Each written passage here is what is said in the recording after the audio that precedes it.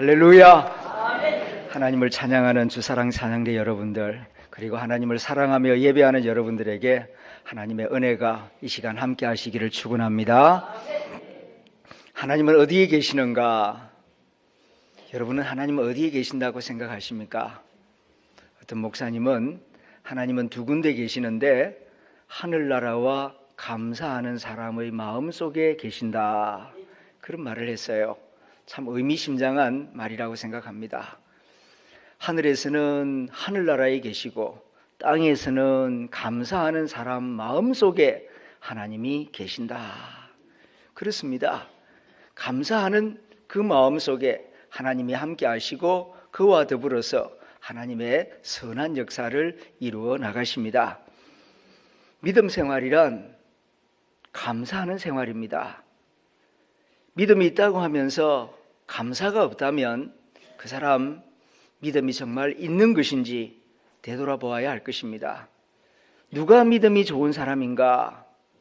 산을 옮긴다고 믿음이 좋은 사람이 아니라 범사에 감사하는 사람이 믿음이 좋은 사람입니다.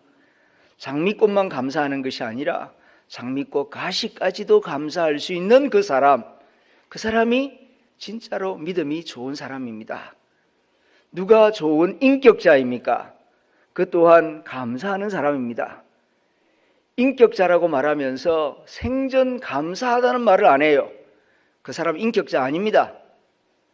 정말 인격을 갖춘 사람이라면 작은 수고에 대해서도 고맙다, 감사하다, 고맙습니다, 이런 말을 인색함이 없이 할 수 있는 사람, 어린아이에게도 작은 노동자에게도 그 수고를 알아주고 수고합니다, 고맙습니다, 그렇게 말할 수 있는 사람이 인격자인 것입니다. 오늘 본문 누가복음 17장은 감사하는 마음을 일으켜 주는데 아주 중요한 성경 말씀입니다. 믿음의 부흥이란 다른 것이 아니라 잃어버린 감사의 회복입니다. 감사를 회복할 때 믿음이 살아나고 하나님이 함께 하시는 복된 사람이 되는 줄로 믿습니다. 줄거리는 이러합니다. 예수님께서 이제 공생의 마지막 시간이 다가올 때에 갈릴리에서 예루살렘으로 내려가십니다. 그 이유는 십자가에서 대속의 죽음을 죽으시기 위하여. 그런데 그 길을 걸어갈 때에 오늘은 갈릴리와 그 사마리아 사이 그 길을 지나갑니다. 그리고 소외된 한 마을 속으로 들어가시죠. 사람들은 잊어버리고 있지만 주님은 다 기억하고 계십니다. 소외된 사람들이 지금 어디에서 무엇을 하고 있는지. 그래서 십자가를 지러 예루살렘으로 올라가실 때에 일부러 사마리아와 갈릴리 사이로 지나가시다가 소외되어 있는 한 마을 속으로 들어가시니 예상대로 거기에는 소외된 사람들, 특별히 나병으로 소외된 사람들을 만나게 됩니다. 예수님이 지나가신다 하는 그 소식이 들려올 때에 이 나병 환자들도 예수님 이름은 들었거든요. 직접 만나서 말씀은 들을 수가 없었습니다. 다가가고 싶어도 나병 때문에 만날 수가 없었고, 가까이 다가가면 사람들이 쫓아내버리고 돌멩이를 던지기 때문에 가까이 다가갈 수가 없었습니다. 이런 사람들을 주님은 가까이 찾아가십니다. 그럴 때에 그 사람들이 예수님이 이 마을로 지나간다 하는 소식을 듣고 멀리 서서, 가까이 다가갈 수는 없으니까 멀리 서서 예수 선생이여, 예수 선생이여, 우리를 불쌍히 여기소서. 이게 기도 전부입니다. 뭐 그 긴 기도, 화려한 기도가 아닙니다. 그러나 가장 간절한 기도요, 가장 정직한 기도요, 그리고 가장 힘 있는 기도라고 생각합니다. 여러분들도 많은 기도를 드려왔을 것입니다. 그러나 하나님 들으시기에 가장 정직하고 힘있고 아름다운 기도는 주 예수여, 나를 불쌍히 여기소서. 이 말 외에 무슨 더 말이 필요하겠습니까? 예수 선생이여, 우리를 불쌍히 여기소서. 소리를 지릅니다. 애절한 마음으로 간절하게 부르짖습니다. 주님께서 그들을 보시고 말씀하십니다. 가서 제사장들에게 너희 몸을 보이라. 모세 율법을 알고 있고 유대 풍습을 잘 알고 계시는 주님께서 이들을 긍휼히 여기셔서 이들을 배려하는 뜻에서 이런 말씀을 주신 것입니다. 옛날에 피부병에 걸리면은 이게 피부병인지 나병인지 잘 구분이 안 됩니다. 전문적인 피부병 의사가 있던 시절이 아니니까요. 그럴 때에는 제사장을 찾아가서 확인을 받습니다. 그냥 일반 피부병이다 하면은 괜찮습니다. 그런데 이리저리 살펴보고 이건 나병이다 그렇게 딱 진단을 내리는 순간 산송장이 되는 겁니다. 이제 격리가 돼요. 식구들하고 살지 못합니다. 친구도 만나지 못하고 마을 안에서도 살 수 없습니다. 이제는 따로 나병 환자 촌으로 가서 거기서 죽을 때까지 다시 나을 때까지 살아야 되는 겁니다. 그러니까 이건 산 사람에게 사형 선고를 내리는 것과 같지요. 그렇게 해야 또 전염이 안 된다고 생각을 해서 이렇게 제사장이 확인을 해줍니다. 그런데 나병 환자촌에 살다가 우연히 낫는 경우가 있어요.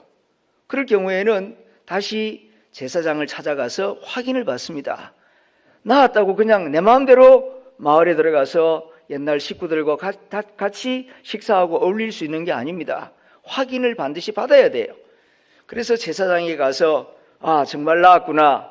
그러면은 이제 가족의 품으로 돌아갈 수가 있는 것입니다. 이러한 율법, 이러한 풍습을 잘 알고 계시는 주님께서 가서 제사장에게 내 몸을 보이라. 참 고맙게도 이 10명의 나병 환자들은 몸이 낫지 않았는데 단순히 말씀만 받았는데 그 말씀을 믿고 제사장을 찾아서 걸어갑니다. 그런데 걸어가다가 아직 도착하지도 않았는데 몸에 변화가 일어나요. 흐르던 진물이 흐르지 않고 가렵던 것이 가렵지 않고 몸에 변화를 느끼는 순간 확인을 해보니까 서로 확인을 해주니까 나았단 말입니다. 그 순간 얼마나 기쁘고 황홀했겠습니까? 아마 상상을 해본다면은 그 기쁨, 그 황홀함, 그 감사는 이루 말할 수가 없었을 것입니다. 그런데 참 희한하게도 다 깨끗함을 받았는데 한 사람만 자기가 나은 것을 확인하고는 큰 소리로 하나님께 영광을 돌리면서 예수님 있는 곳으로 돌아와서 예수님 발 아래 엎드려서 납작 엎드려서 감사를 합니다. 감사합니다. 예수님, 내 나병을 고쳐주셔서 너무너무 감사합니다. 예수님의 은혜입니다. 예수님 말씀을 주셨기 때문입니다. 감사합니다. 땅에 엎드려 가장 낮은 자세로 겸손한 자세로 주 예수님께 감사하였습니다. 그런데 그 사람은 유대인이 아니라 사마리아 사람이었어요. 유대인들이 개처럼 여기는 사마리아 사람은 예수님에게 와가지고 그 은혜를 알고 그 은혜에 감사하였더라. 그 모습을 보고 예수님께서 말씀하십니다.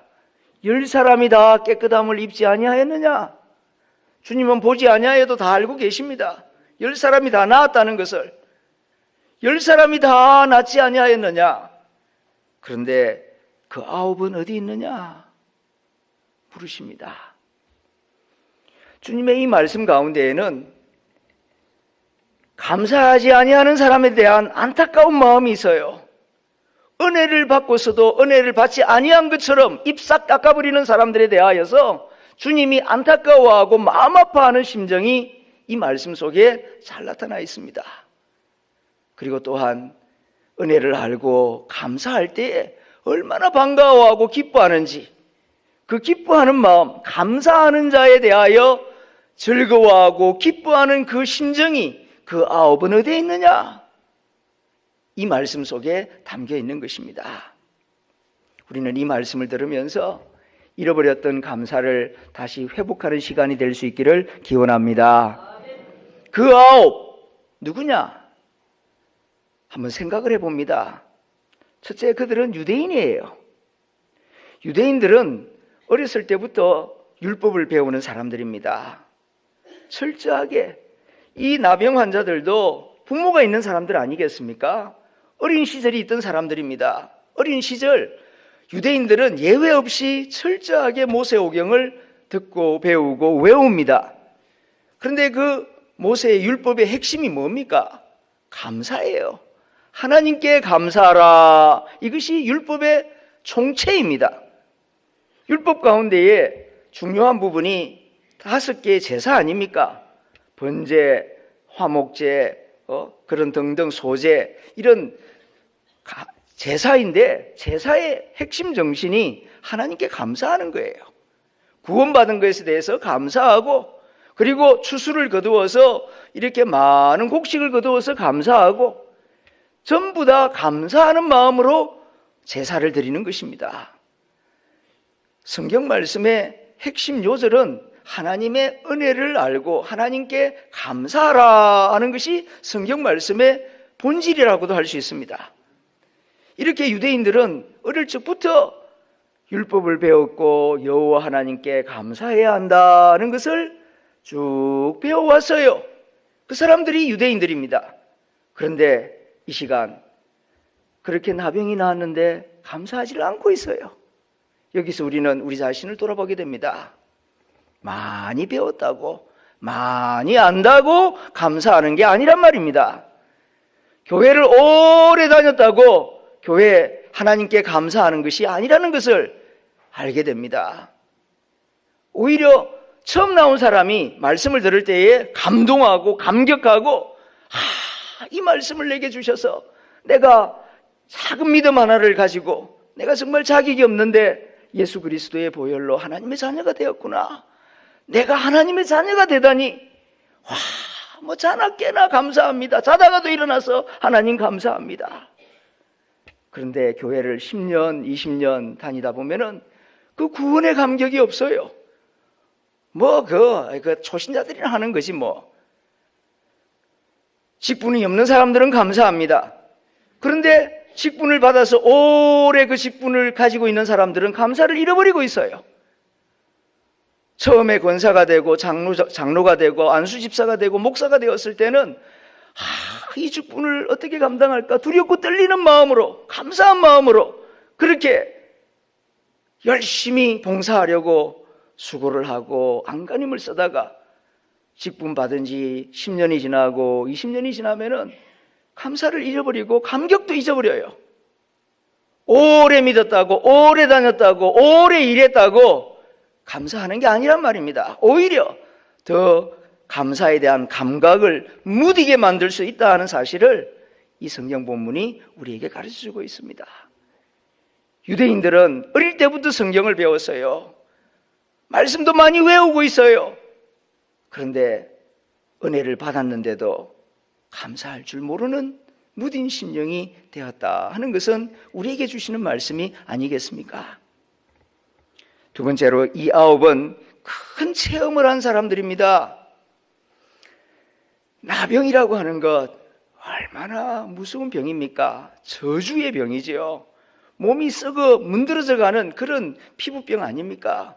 눈썹이 빠지고 손가락이 떨어져 나가고 코가 녹아서 내리고 그러면은 흉물이 됩니다. 그리고 주위 사람들이 다 떠나게 됩니다. 얼마나 비참한 병인지 모릅니다. 성경 전체에서 성경이 기록된 역사가 전체 약 한 3,500년 동안 기록된 책이 이 성경이거든요. 그런데 구약 성경에서 나병이 나은 사례는 딱 하나 있습니다. 엘리사 시대에 나병 환자가 나왔더라. 나병이 나은 사례가 구약 전체에 딱 한 번 나와요. 그리고 신약 성경에서도 나병이 나은 사례가 여기 한 번만 나옵니다. 신구약 성경 전체에 다른 질병은 안전병이도 일어나고 많은 질병은 나왔는데 나병이 낫는 경우에는 정말 드문 경우예요. 오늘날에도 그렇습니다. 신유 집회에 많은 분들이 신유의 은사를 경험하고 능력을 경험했다. 그래서 관절염이 나왔다. 소경이 눈을 떴다. 여러 가지 많은 치유의 능력 기사를 듣습니다만은 나병이 나왔다 하는 이야기는 아직까지 우리나라에서 나온 적이 없습니다. 그 정도로 특별한 경험이에요. 특별한 체험이고 특별한 은혜입니다. 그러면은 특별한 은혜를 받은 자답게 특별한 감사가 있어야 되는 거 아닙니까? 그런데 이 놀라운 체험을 하고서도 이 9명은 감사할 줄 몰라요. 그리고 그냥 자기 가던 길 그대로 가버립니다. 부모를 만나는 게, 친구를 만나는 게 더 급했는지 자기를 낫게 해준 주 예수님은 잊어버리고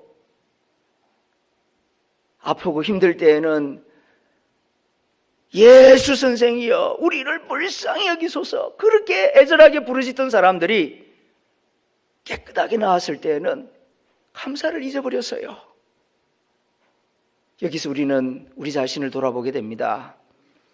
기적을 경험한다고 해서 감사하는 게 아니란 말입니다. 많이 가진다고 해서 감사하는 것도 아니에요. 감사는 많이 가진다고, 놀라운 체험을 한다고, 그렇게 한다고 감사하는 사람으로 변하는 것이 아닙니다. 어려울 때는 낫게만 해주시면은, 없을 경우에는 그저 있게만 해주시면은, 헤어져 있을 때는 만나게만 해주시면은 바랄 것이 없습니다. 내가 그냥 뭐든지 다 하겠습니다. 그렇게 다짐하고 스스로 맹세도 했던 사람이 은혜를 받고 난 다음에 마음이 변질되어 버리는 경우가 너무 많아요. 세 번째로 이 9은 감사하는 사람을 본 사람입니다. 같이 10명이 나병을 가지고 얼마나 서로 수십 년 세월을 그렇게 어둠 속에서 같이 고난을 당하면서 비참한 세월을 살아왔습니다. 그러다가 주 예수님을 만나서 제사장을 만나러 가는 길에 다 나았어요. 그런데 그 중에 한 사람은 나았으니까 낫게 해준 예수님께 감사하러 가야지, 돌아가서 예수님께 감사하러 가는 것을 보았습니다. 순간 감사하는 걸 깜빡 잊어버리고 있다가도 감사하는 사람을 보면은 나도 저 사람처럼 감사해야 되겠다, 이게 바른 생각 아닙니까? 그런데 이 9은 감사하는 사람을 보면서도 감사할 줄 몰랐어요. 아마 그랬겠죠. 저 친구는 사마리아인이니까 감사하는 게 당연하겠지. 우리는 유대인이니까 안 가도 된다. 아마 그렇게 생각했는지 모르겠습니다. 참 완악한 마음이죠. 나병에 무슨 사마리아인이 있고 유대인이 있습니까? 나았으면은 정직한 마음으로, 은혜를 받았으면은 정직한 마음으로 감사합니다, 그렇게 말하는 것이 올바른 태도가 아니겠습니까? 사람이 얼마나 완악한지 감사하는 사람을 보고서도 감사할 줄을 모른다. 그건 정말 참 안타까운 노릇입니다. 가만히 보면은 감사헌금 봉투를 적어서 주일마다 예배 드릴 때 올리지 않습니까? 그러면은 교회 재정부에서 다 정리를 하고 특별히 그 감사하신 그 제목들은 따로 정리를 해가지고 매 주일마다 제 책상에 올려놓습니다.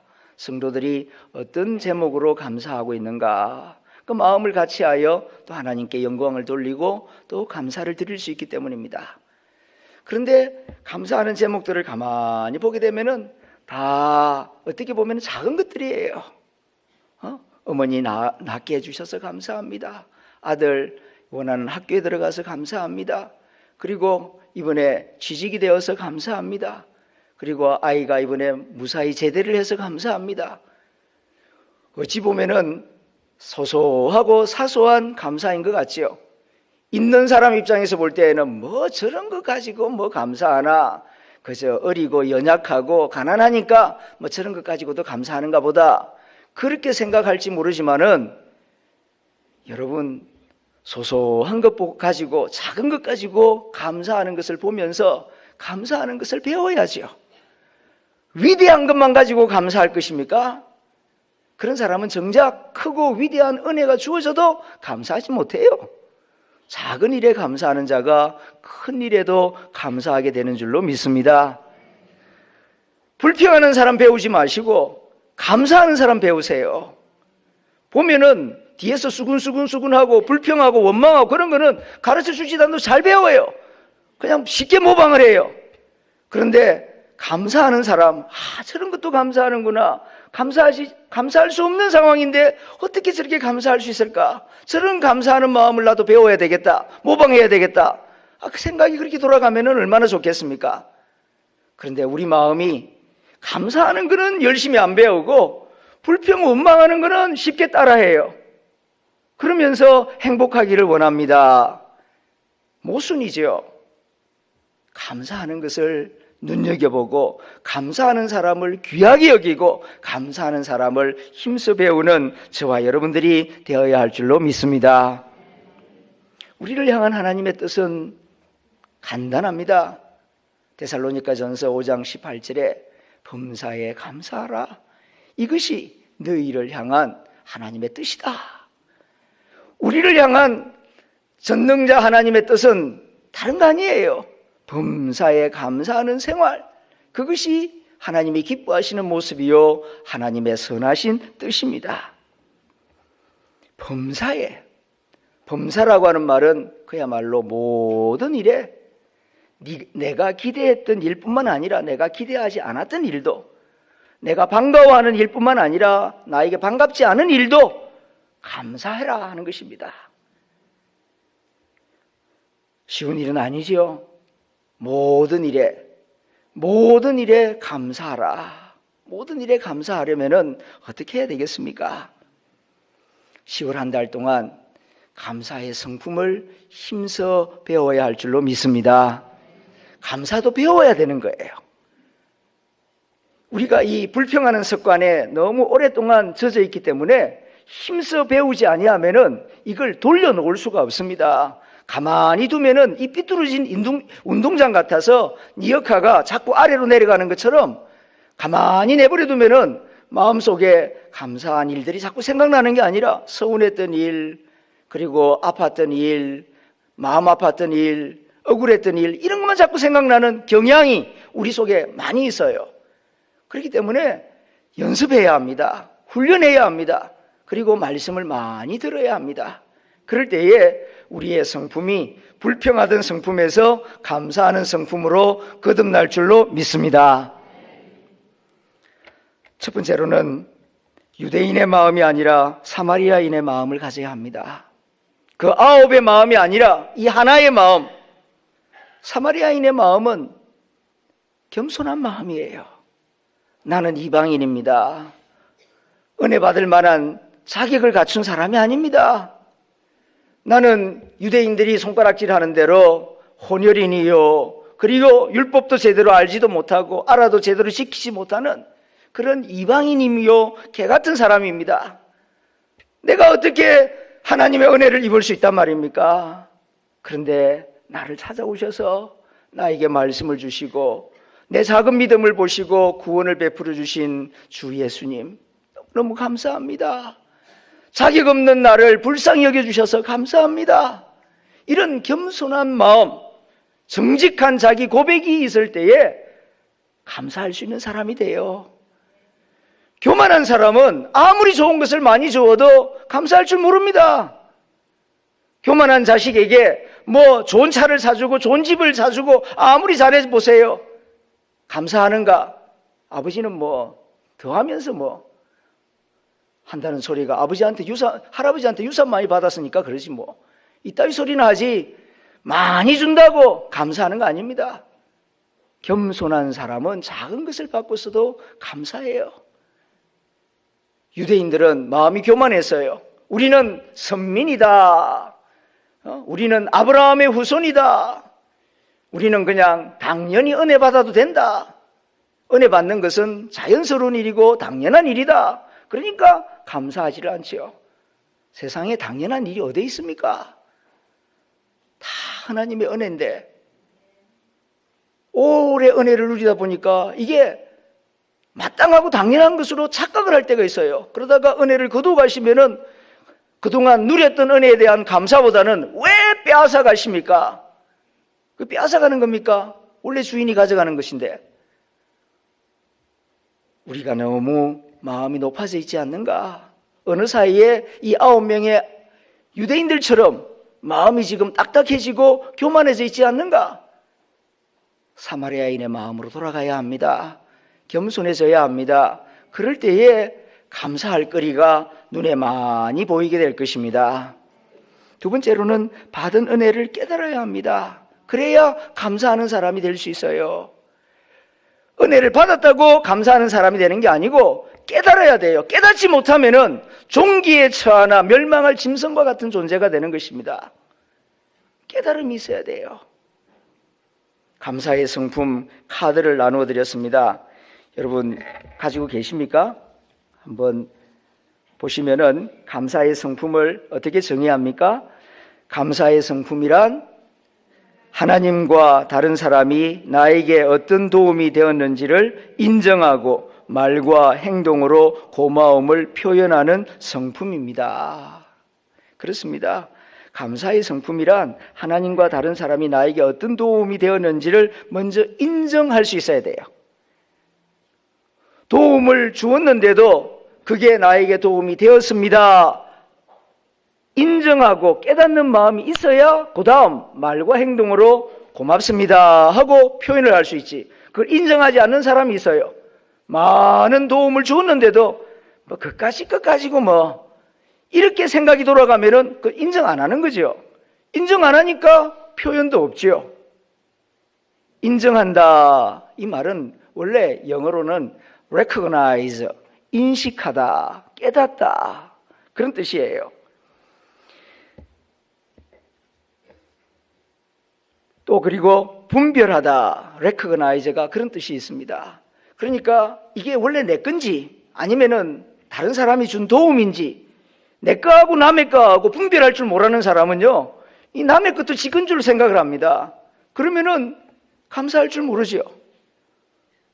이 내 거 아닌데 다른 사람이 내게 시간을 준 것이고 다른 사람이 내게 도움을 준 것이고 지금 내가 가지고 있는 이거 처음부터 내 것 아니었고 누구를 통하여서 지금 내 손에 들어온 것인데 이게 처음부터 내 것이라고 당연하게 생각하면은 감사함도 잊어버리게 되는 것이죠. 그래서 인정한다, 인식한다, 깨닫는다 이게 굉장히 중요해요. 그래서 이 감사하다 영어로 thank라고 하지 않습니까? 이 thank라는 말과 생각하다, think가 같은 어원에서 나왔다 그래요. 생각할 수 있는 사람이 감사할 수 있고 감사하는 사람이 생각이 더욱 깊어지고 풍성해진다는 뜻입니다. 생각이 없는 사람은 감사할 줄도 몰라요. 그러므로 우리가 받은 은혜를 깊이 생각할 줄 알아야 합니다. 내가 받은 것이 무엇인가? 오늘 하루도 하나님으로부터 이 시간을 받지 않았습니까? 86,400초. 하루 24시간이 86,400초라고 해요. 아침에 눈을 뜰 때에 살아있다는 것은 하나님이 내 생명의 통장에다가 86,400초 시간을 저축해 준다, 선물로 준다는 뜻입니다. 얼마나 큰 선물입니까? 돈을 아무리 많이 가져도 공부를 아무리 많이 해도 시간을 더 이상 주지 아니하면 소용없어요. 그렇지 않습니까? 하나님이 오늘도 이렇게 귀한 시간, 기회를 내게 주셔서 예배당에도 나올 수 있고 사람도 만날 수 있고 또 전화도 할 수 있고 얼마나 참 감사한 일입니까? 그런데 이런 사실들을 인식하지 못하면은 하나님이 나한테 해준 게 뭐 있는데 내가 열심히 살았지 뭐 이런 식으로 교만한 생각으로 빠질 수가 있는 것이죠. 그래서 생각할 수 있어야 합니다. 받은 은혜를 깨달아야 합니다. 우리가 드려야 할 기도 제목이 여러 가지 있겠지만 성령님이여 내가 하나님부터 받은 은혜가 무엇인지 깨달을 수 있도록 도와주시옵소서. 그리하여 마땅히 드려야 할 감사와 찬송을 하나님께 드릴 수 있는 정직한 그리스도인, 겸손한 그리스도인이 되게 해주십시오 라고 기도해야 할 것입니다. 세 번째로 범사에 감사하려면 고마움을 말과 행동으로 표현해야 합니다. 마음으로만 간직하지 말고 입을 열어서 고맙습니다. 구체적으로 그때에 이렇게 나에게 도움을 준 것이 나에게 큰 도움이 되었습니다. 그때에 참 낙심하고 있었는데 저에게 전화를 걸어서 위로해 주신 그 몇 마디 말씀이 나에게 도움이 되었습니다. 이렇게 구체적으로 자꾸 표현해야 돼요. 울리지 않는 종은 더 이상 종이 아닙니다. 마찬가지로 표현하지 않는 감사는 감사가 아니에요. 마음으로만 고마워하면 되지. 그건 감사가 아니라니까요. 감사의 성품을 말씀드리지 않았습니까? 하나님과 다른 사람으로부터 받은 도움이 나에게 어떤 도움이 되었는지를 인정하고 말과 행동으로 표현하는 것, 그것이 감사의 성품입니다. 그러므로 감사의 성품을 길러 나가려면은 자꾸 입을 벌려서, 아니면 또 작은 선물이나 아니면은 손을 잡아준다든가 허그를 한다든가 몸과 행동으로 감사한 마음, 고마운 마음을 자주자주 표현할 때에 행복한 삶이 되는 줄로 믿습니다. 마지막 네 번째로는 감사하겠다고 결심하고 살아가야 합니다. 하나님이 감사하라, 이것이 너희를 향한 내 뜻이다, 그렇게 말씀하셨으니까 하나님의 뜻을 이루기 위해서라도 나는 앞으로 감사하며 살아가겠다, 이렇게 결단하고 살아갈 때에 눈을 뜨고 보면은 감사한 것들이 막 보여요. 감사하겠다고 마음먹은 사람에게는 모든 것이 다 감사로 보입니다. 그러나 불평하겠다 하고 마음먹고 사는 사람에게는 아무리 좋은 것이 주어져도 감사할 거리가 되지를 못해요. 마음문을 열지 아니하는데 어떻게 감사할 거리가 보이겠습니까? 내 남은 여생은 감사하며 살리라, 이렇게 결단하고 이제는 눈만 뜨자마자 오늘은 무엇으로 감사할꼬? 성령님이여 깨닫게 해 주옵소서, 이렇게 기도하고 하루 첫 시간을 시작하는 저와 여러분들이 될 수 있기를 기원합니다. 모든 사람은 행복하기를 원하죠. 그런데 그 행복은 어디에 있습니까? 많은 소유나 높은 지위에 있는 것이 아니라 감사하는 마음에 있습니다. 정말 그렇습니다. 서울 강남에서 큰 교회에 목회를 하시는 목사님이 그 강의하는 것을 한번 들었습니다. 아주 재미있고 인상적이었는데, 이분이 강남에서 큰 교회를 오랫동안 목회하면서 이 여성들을 유심히 관찰했는데 참 신비로운 현상 하나가 있더랍니다. 그 강남이니까 그래도 한국에서 이쁜 사람들, 그리고 많이 배운 사람들, 잘 나가는 사람들이 많이 살지 않습니까? 그 교회 안에도 중년 여성들 가운데에 참 이쁜 여성들이 많대요. 권사님, 여집사님들 가운데에서. 그리고 공부도 많이 했고, 그리고 큰 집에서 좋은 승용차 타고 다니면서. 그런데 수십 년 동안 목회하면서 가만히 관찰해 보니까 그렇게 이쁜 중년 여성들이 대체로 불행하더랍니다. 행복하지를 못해요. 그래서 참 뜻밖이다. 안 그런 분도 예외적으로 들어있긴 하지만 많은 경우가 일반적으로 그래요. 그래서 왜 그런가 가만히 보니까 감사가 없어요. 왜냐하면은 처음에 연애할 때는 막 그 자기 신랑이 최고인 줄 알고 가장 잘생기고 황홀하고 기쁘고, 그런데 결혼하고 나니까 이거 별로 시시하게 보이거든요. 그러니까 이 남자 아니라도 더 좋은 남자, 더 멋있는 남자 만날 수 있었을 것 같은데, 생각이 이렇게 돌아가는 거예요. 그러니까 남편에 대해서 별 감사가 없어요. 자식을 낳았는데도 자식이 자기보다도 더 못났어요. 오히려 자기보다도 코가 좀 더 낮고 피부도 좀 더 거무짭짭하고 키도 좀 더 적고, 자식을 볼 때마다 고마운 생각보다는 아이고 왜 이렇게 못난 게 나왔나, 자꾸 이런 생각이 든다는 겁니다. 그러니까 자식을 보면서도 고맙다는 말은 별로 안 하고 자꾸 퉁명스럽게 말하고 불만스럽게 말하고 짜증스럽게 말하는 횟수가 많아지죠. 그리고 이게 습관화돼 버렸어요. 오래 지나다 보니까 집안 분위기가 침울해집니다. 남편도 자식도 제대로 감사하다는 말, 칭찬을 못 듣고 가정생활을 하고 있으니까 마지못해 사는 것이지 행복하지를 않는 거죠. 그런데 더더욱 가관인 것은 이 여성이 이런 우울함과 분위기가 자기 때문인 줄 몰라요. 남편 때문이다, 못난 자식 때문에 내가 이렇게 불행하다. 자꾸 남 탓을 하는 겁니다. 그러니까 헤어날 길이 없는 것이죠.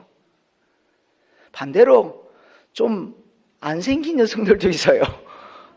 어떤 경우에는 자기가 자기 거울을 봐도 참 민망하다 하는 그런 중년 여성들은 의외로 대체로 행복해요. 삶의 만족도가 높아요. 왜 그런가? 그러니까 반대지요. 아이고, 남편만 봐도 고맙고 감사하죠. 나 같은 여자 데리고 살아주니 감사하다. 이런 생각이 드니까, 그리고 식사를 차려줘서 그저 맛있게 먹어주기만 하면은 고맙다, 감사하다. 자식을 낳았는데 보니까 자기보다 훨씬 더 이뻐요. 잘생겼어요. 그러니까 어쩜 이렇게 예쁘냐, 이렇게 잘생겼냐. 아이고, 내 자식아, 나는 공부를 그리 못했는데 너는 어떻게 이렇게 공부를 잘하냐. 그래서 별거 아닌 것도 그렇게 기뻐하고 감사하고 막 칭찬해 주는 겁니다. 그러니까 아이들이나 남편이나 빨리 집에 가고 싶어 하죠. 그리고 어렸을 적부터 그게 감사가 습관화되어 있다 보니까 그런 감사, 칭찬을 많이 들으면서 남편이 일하러 다니고 아이들도 성장하다 보니까 그 집안 분위기가 밝아요. 기쁘고 감사하고 행복한 거죠. 이건 유독 여성에게만 해당되는 이야기는 아니죠. 남자들에게도 똑같이 적용되는 이야기입니다.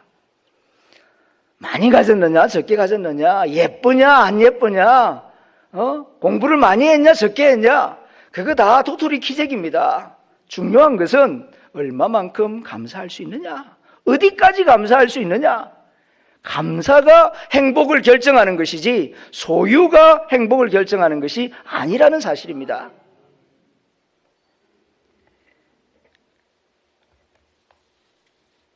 사마리아 여인은 자기가 병 나은 것을 알고 맨 먼저 예수님께로 돌아왔습니다. 그리고 온 몸으로 감사합니다. 오늘 본문을 보게 되면은 16절에 예수의 발 아래 엎드려 감사하니 그는 사마리아 사람이라. 오랫동안 나병을 앓고 격리된 생활을 해온 사람이기 때문에 뭐 가진 게 있겠습니까? 뭐 옷이 있겠습니까? 돈이 있겠습니까? 보석이 있겠습니까? 가진 거라고는 냄새나는 누더기 한 벌 옷밖에 없죠.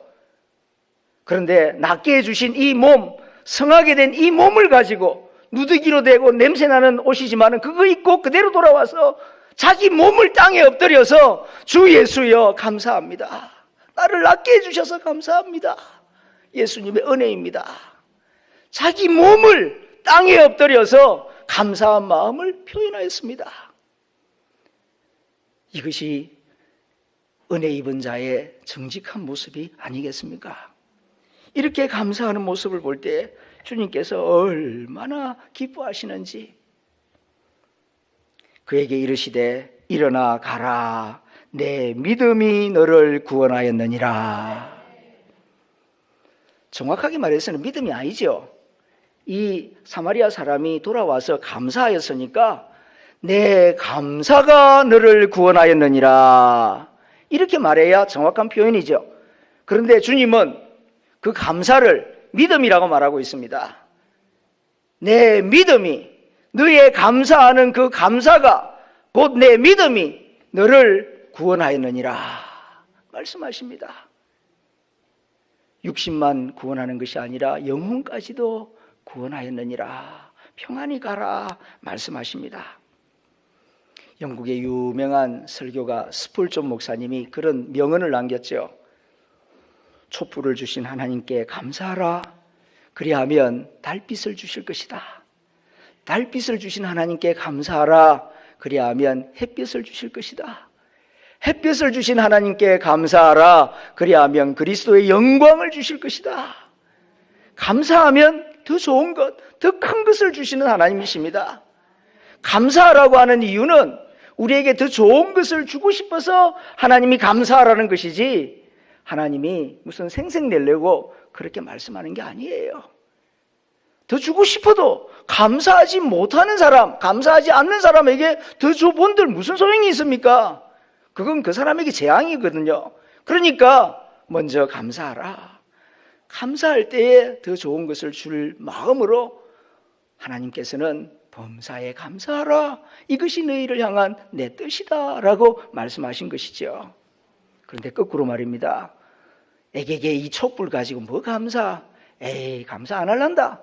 그러면은 그 사람은 영영 어둠 속에, 촛불도 없는 어둠 속에서 살아야 되는 거예요. 작은 것, 작은 게 아닙니다. 작은 것을 소중하게 여기고 그 속에 담겨 있는 하나님의 은혜와 배려를 깨닫고 범사에 감사할 수 있는 저와 여러분들이 될 수 있기를 기원합니다. 10월은 감사의 달입니다.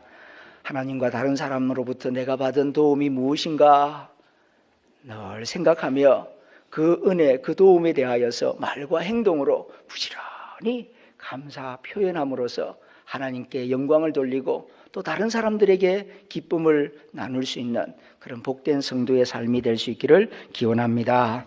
기도하겠습니다.